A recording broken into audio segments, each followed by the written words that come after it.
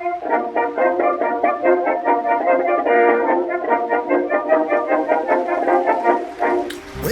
back to our Fingerville Academy presidential debates with me, your host, Hugo Clueless.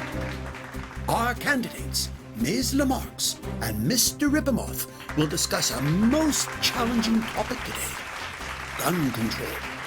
Mr. Rippimoff, let's start with you. I am a proud, unapologetic defender of the made-in-America right to bear arms. Because, let's admit it, Hugo, we are a violent people. Our movies, video games, TV shows, and kiddie cartoons are filled with scenes of violence because we revel in this stuff. At the same time, we're the most freedom-loving people on the planet.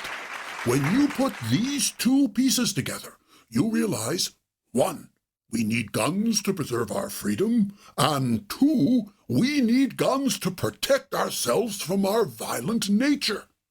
Therefore, the more guns, the merrier. Yes, I see the logic of that. Ms. Lamarx.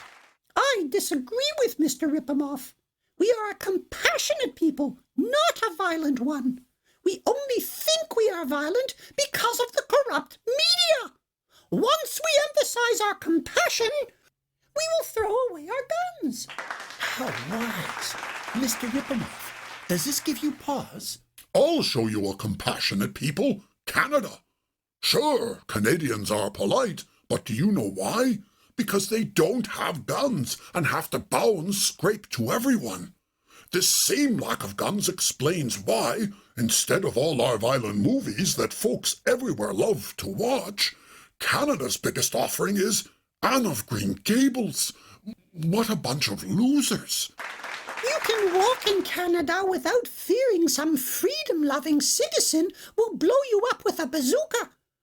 And their health care is free because they don't have gunshot victims crowding up their hospitals. We make billions exporting our aircraft, missiles, and M16s.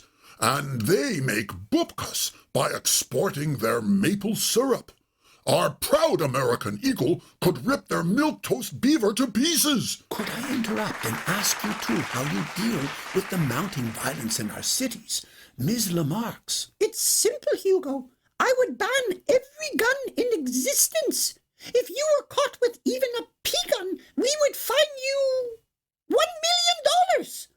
We would also force you to take compassion lessons from a Canadian instructor, and if that didn't work, we would amputate your trigger finger. How innovative and fascinating, Mr. Rippimoff. That wouldn't solve anything. We are a violent, freedom-loving people, and if you take away our guns, we will use knives instead, or sticks and stones, or even teddy bears. Then I'll ban these objects too.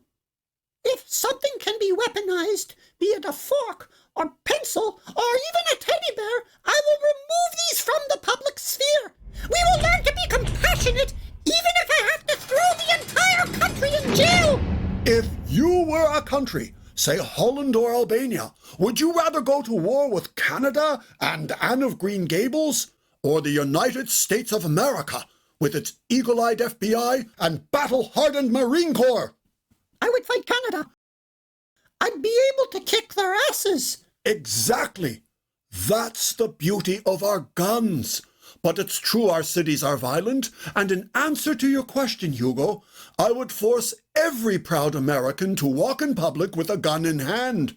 If we arm Americans to the teeth, no one will attack anyone else because everyone, everywhere, will blast him to pieces.